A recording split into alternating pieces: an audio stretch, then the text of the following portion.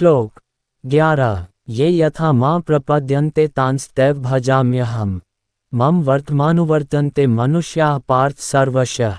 इसका अनुवाद है, जिस भाव से सारे लोग मेरी शरण ग्रहण करते हैं उसी के अनुरूप मैं उन्हें फल देता हूँ।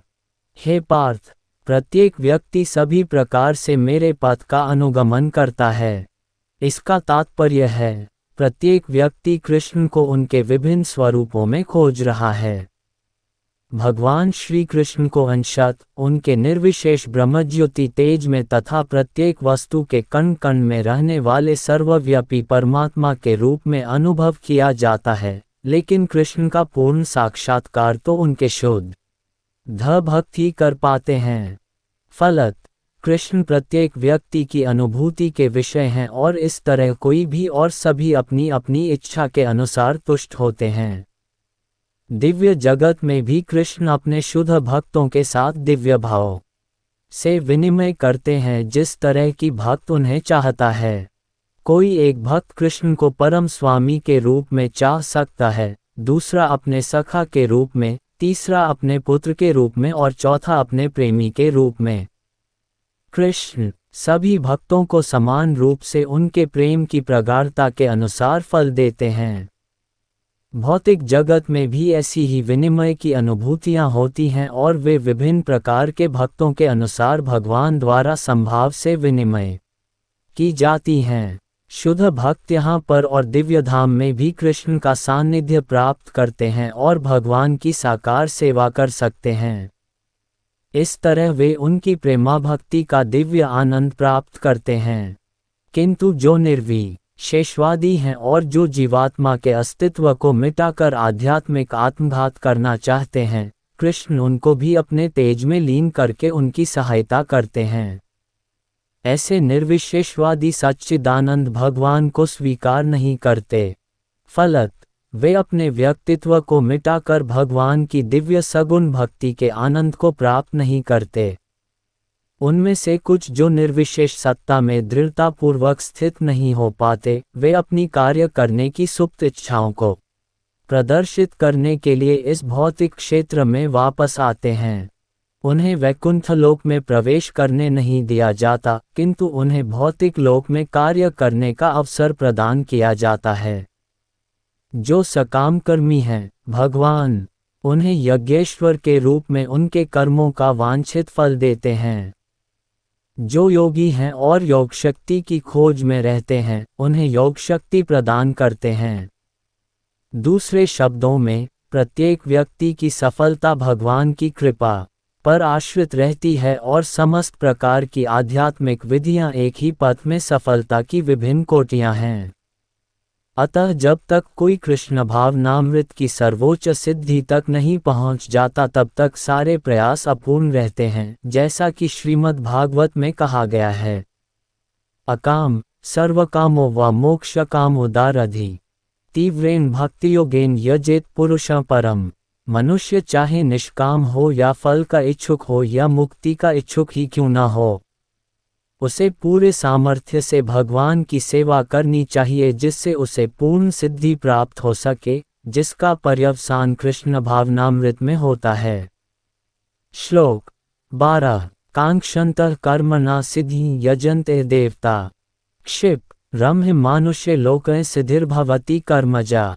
इसका अनुवाद है, इस संसार में मनुष्य सकौम कर्मों में सिद्धि चाहते हैं, फलस्वरूप वे देवताओं की पूजा करते हैं। निस्संदेह इस संसार में मनुष्यों को सकौम कर्म का फल शीघ्र प्राप्त होता है। इसका तात्पर्य है, इस जगत के देवताओं के विषय में भ्रांत धारणा है और विद्वत्ता का दंभ करने वाले अल्पज्ञ मनुष्य इन देवताओं को परमेश्वर के विभिन्न रूप मान बैठते हैं। वस्त छोटे उत्तर, ये देवता ईश्वर के विभिन्न रूप नहीं होते, किंतु वे ईश्वर के विभिन्न अंश होते हैं। ईश्वर तो एक है, किंतु अंश अनेक हैं। वेदों का कथन है, नित्यो नित्यानाम। ईश्वर एक है। ईश्वर परम कृष्ण ही एकमात्र परमेश्वर हैं और सभी देवताओं को इस भौतिक जगत का प्रबंध करने के लिए शक्तियां प्राप्त हैं। ये देवता जीवात्माएं हैं, नित्यानाम, जिन्हें विभिन्न मात्रा में भौतिक शक्ति प्राप्त है। वे कभी परमेश्वर, नारायण, विष्णु या कृष्ण के तुल्य नहीं हो सकते।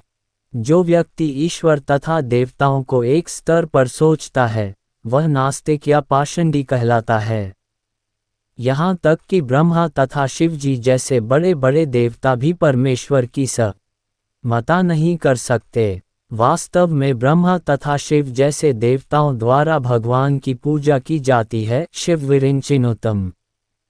तो भी आश्चर्य की बात यह है कि अनेक मूर्ख लोग मनुष्यों के नेताओं की पूजा उन्हें अवतार मान कर करते हैं। ये देवता पद इस संसार के शक्तिशाली मनुष्य या देवता के लिए आया है, लेकिन नारायण, विष्णु या कृष्ण जैसे भगवान इस संसार के नहीं हैं। वे भौतिक सृष्टि से परे रहने वाले हैं। निर्विशेषवादियों के अग्रणी श्रीपाद शंकराचार्य तक मानते हैं कि नारायण या कृष्ण इस भौतिक सृष्टि से परे हैं। फिर भी मूर्ख लोग कृतज्ञान देवताओं की पूजा करते हैं, क्योंकि वे तत्काल फल चाहते हैं। उन्हें फल मिलता भी है, किंतु छोटे वे यह नहीं जानते कि ऐसे फल क्षणिक होते हैं और अल्पज्ञ मनुष्यों के लिए हैं। बुद्धिमान व्यक्ति कृष्ण भावनामृत में स्थित रहता है। उसे किसी तत्काल क्षणिक लाभ के लिए किसी तुच्छ देवता की पूजा करने की आवश्यकता नहीं रहती। इस संसार के देवता तथा उनके पूजक इस संसार के संहार के साथ ही विनष्ट हो जाएंगे। देवताओं के वरदान भी भौतिक तथा क्षणिक होते हैं। ये भौतिक संसार तथा इसके निवासी, जिनमें देवता तथा उनके पूजक भी सम्मिलित हैं, विराट सागर में बुलबुलों के समान हैं। किंतु इस संसार में मानव समाज क्षणिक वस्तुओं यथा संपत्ति, परिवार तथा भोग की सामग्री के पीछे पागल रहता है।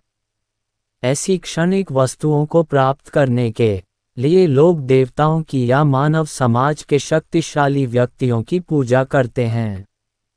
यदि कोई व्यक्ति किसी राजनीतिक नेता की पूजा करके सरकार में मंत्रिपद प्राप्त कर लेता है, तो वह सोचता है कि उसने महान वरदान प्राप्त कर लिया है। इसलिए सभी व्यक्ति तथाकथित नेताओं को साष्टांग प्रणाम करते हैं, जिससे वे क्षणिक वरदान प्राप्त कर सकें, और सचमुच उन्हें ऐसी वस्तुएं मिल भी जाती हैं। ऐसे मूर्ख व्यक्ति इस संसार के कष्टों के स्थायी निवारण के लिए कृष्ण भावनामृत में अभिरुचि नहीं दिखाते। वे सभी इंद्रिय भोग के पीछे दीवाने रहते हैं और थोड़े से इंद्रिय सुख के लिए वे शक्ति प्रदत्त जीवों की पूजा करते हैं, जिन्हें देवता कहते हैं। यह श्लोक इंगित करता है कि विरले लोग ही कृष्ण भावनामृत में रुचि लेते हैं। अधिकांश लोग भौतिक भोग में रुचि लेते हैं, फलस्वरूप वे किसी न किसी शक्तिशाली व्यक्ति की पूजा करते हैं। श्लोक 13 चातुर्वर्ण्यम मया सृष्टम गुणकर्म विभागशः तस्य कर्तारमपि मा विद्य कर्तारमव्ययम्। इसका अनुवाद है, प्रकृति के तीनों गुणों और उनसे संबद्ध कर्म के अनुसार मेरे द्वारा मानव समाज के 4 विभाग रचे गए। यद्यपि मैं इस व्यवस्था का सृष्टा हूँ, किंतु तुम ये जान लो कि मैं इतने पर भी अव्यय अकर्ता हूँ। इसका तात्पर्य है, भगवान प्रत्येक वस्तु के सृष्टा हैं।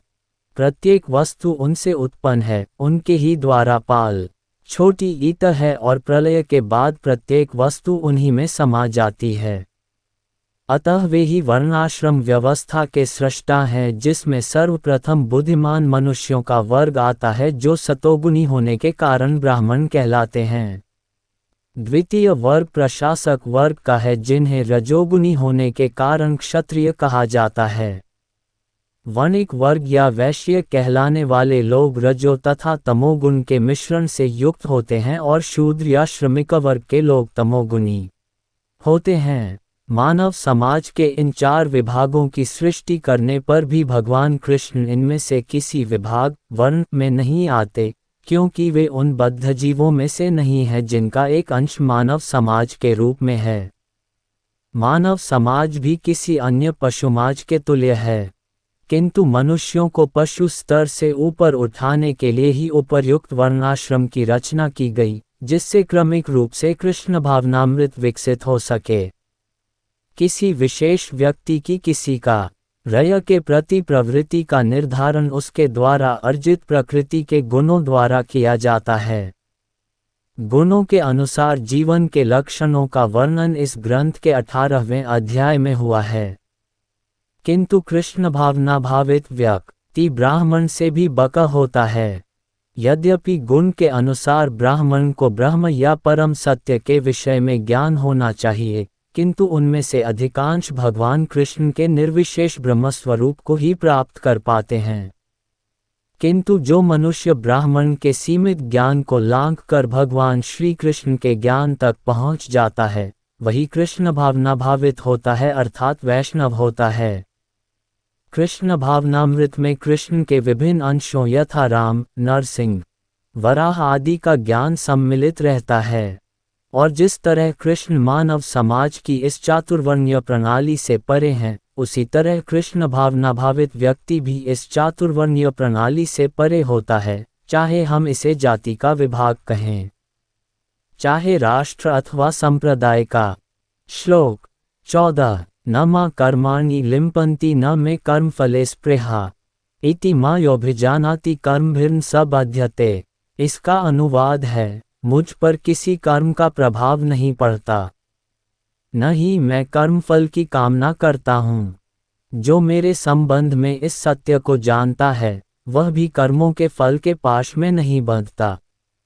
इसका तात्पर्य है, जिस प्रकार इस भौतिक जगत में संविधान के नियम हैं, जो ये बताते हैं कि राजा न तो दंडनीय है, न ही किसी राजनियमों के अधीन रहता है, उसी तरह यद्यपि भगवान इस भौतिक जगत के सृष्टा हैं, किंतु वे भौतिक जगत के कार्यों से प्रभावित नहीं होते। सृष्टि करने पर भी वे इससे पृथक रहते हैं, जबकि जीवात्माएं भौतिक कार्यकलापों के सकौम कर्मफलों में बंधी रहती हैं, क्योंकि उनमें प्राकृतिक साधनों पर प्रभुत्व दिखाने की प्रवृत्ति रहती है। किसी संस्थान का स्वामी कर्मचारियों के अच्छे बुरे कार्यों के लिए उत्तरदायी नहीं, कर्मचारी इसके लिए स्वयं उत्तरदायी होते हैं। जीवात्माएं अपने अपने इंद्रिय तृप्ति कार्यों में लगी रहती हैं, किंतु ये कार्य भगवान द्वारा निर्दिष्ट नहीं होते। इंद्रिय तृप्ति की उत्तरोत्तर उन्नति के लिए जीवात्माएं इस संसार के कर्म में प्रवृत्त हैं और मृत्यु के बाद स्वर्ग सुख की कामना करती रहती हैं। स्वयं में पूर्ण होने के कारण भगवान को तथाकथित स्वर्ग सुख का कोई आकर्षण नहीं रहता। स्वर्ग के देवता उनके द्वारा नियुक्त सेवक हैं। स्वामी कभी भी कर्मचारियों का सा निम्न स्तरीय सुख नहीं चाहता, वह भौतिक क्रिया प्रतिक्रिया से पृथक रहता है। उदाहरणार्थ, पृथ्वी पर उगने वाली विभिन्न वनस्पतियों के उगने के लिए वर्षा उत्तरदायी नहीं है, यद्यपि वर्षा के बिना वनस्पति नहीं उग सकती। वैदिक स्मृति से इस तथ्य की पुष्टि इस प्रकार होती है, निमित्तमात्र में वासो सृज्याना सर्ग कर्मणि प्रधान कारणीभूता यतो वैसृज्य शक्तय। भौतिक सृष्टि के लिए भगवान ही परम कारण हैं। प्रकृति तो केवल निमित्त कारण है, जिससे विराट जगत दृष्टिगोचर होता है। प्राणियों की अनेक जातियां होती हैं, यथा देवता, मनुष्य तथा निम्न पशु, और ये सब पूर्व शुभाशुभ कर्मों के फल भोगने को बाध्य हैं। भगवान उन्हें ऐसे कर्म करने के लिए केवल समुचित सुविधाएं तथा प्रकृति के गुणों के नियम सुलभ कराते हैं, किंतु वे उनके किसी भूत तथा वर्तमान कर्मों के लिए उत्तरदायी नहीं होते। वेदांत सूत्र में पुष्टि हुई है कि वैषम्यनिर्घृण्य न सापेक्षत्वात्, भगवान किसी भी जीव के प्रति पक्षपात नहीं करते। जीवात्मा अपने कर्मों के लिए स्वयं उत्तरदायी है। भगवान उसे प्रकृति अर्थात बहिरंगा शक्ति के माध्यम से केवल सुविधा प्रदान करने वाले हैं। जो व्यक्ति इस कर्म नियम की सारी बारीकियों से भली भांति अवगत होता है, वह अपने कर्मों के फल से प्रभावित नहीं होता। दूसरे शब्दों में, जो व्यक्ति भगवान के इस दिव्य स्वभाव से परिचित होता है, वह कृष्ण भावनामृत में अनुभवी होता है। अतः उस पर कर्म के नियम लागू नहीं होते। जो व्यक्ति भगवान आन के दिव्य स्वभाव को नहीं जानता और सोचता है कि भगवान के कार्यकलाप सामान्य व्यक्तियों की तरह कर्मफल के लिए होते हैं, वे निश्चित रूप से कर्मफलों में बंध जाते हैं। किंतु जो परम सत्य को जानता है, वह कृष्ण भावनामृत में स्थिर मुक्त जीव है। श्लोक 15 एवं ज्ञात्वा कृत कर्म पूर्वैरपि मुमुक्षुभिः कुरु कर्मैव तस्मात् त्वं पूर्वैः पूर्वतर कृतम्। इसका अनुवाद है, प्राचीन काल में समस्त मुक्तात्माओं ने मेरी दिव्य प्रकृति को जान करके ही कर्म किया, अतः तुम्हें चाहिए कि उनके पदचिन्हों का अनुसरण करते हुए अपने कर्तव्य का पालन करो। इसका तात्पर्य है, मनुष्यों की दो श्रेणियां हैं। कुछ के मनों में दूषित विचार भरे रहते हैं और कुछ भौतिक दृष्टि से स्वतंत्र होते हैं। कृष्ण भावनामृत इन दोनों श्रेणियों के व्यक्तियों के लिए समान रूप से लाभप्रद है। जिनके मनों में दूषित विचार भरे हैं, उन्हें चाहिए कि भक्ति के अनुष्ठानों का पालन करते हुए क्रमिक शुद्धिकरण के लिए कृष्ण भावनामृत को ग्रहण करें। और जिनके मन पहले ही ऐसी अशुद्धियों से स्वच्छ हो चुके हैं, वे उसी कृष्ण भावनामृत में अग्रसर होते रहें, जिससे अन्य लोग उनके आदर्श कार्यों का अनुसरण कर सकें और लाभ उठा सकें। मूर्ख व्यक्ति या कृष्ण भावनामृत में नवदीक्षित प्रायः कृष्ण भावनामृत का पूरा ज्ञान प्राप्त किए बिना कार्य से विरत होना चाहते हैं। किंतु भगवान ने युद्ध क्षेत्र के कार्य से विमुख होने की अर्जुन की इच्छा का समर्थन नहीं किया। आवश्यकता इस बात की है कि यह जाना जाए कि किस तरह कर्म किया जाए। कृष्ण भावनामृत के कार्यों से विमुख होकर एकांत में बैठकर कृष्ण भावनामृत का प्रदर्शन करना कृष्ण के लिए कार्य में रत होने की अपेक्षा कम महत्वपूर्ण है। यहाँ पर अर्जुन को सलाह दी जा रही है कि वह भगवान के अन्य पूर्व शिष्यों यथा सूर्यदेव विवस्वान के पदचिह्नों का अनुसरण करते हुए कृष्ण भावनामृत में कार्य करे। अतः वे उसे सूर्यदेव के कार्यों को संपन्न करने के लिए आदेश देते हैं, जिसे सूर्यदेव ने उनसे लाखों वर्ष पूर्व सीखा था। यहाँ पर भगवान कृष्ण के ऐसे सारे शिष्यों का उल्लेख पूर्ववर्ती मुक्त पुरुषों के रूप में हुआ है, जो कृष्ण द्वारा नियत कर्मों को संपन्न करने में लगे हुए थे।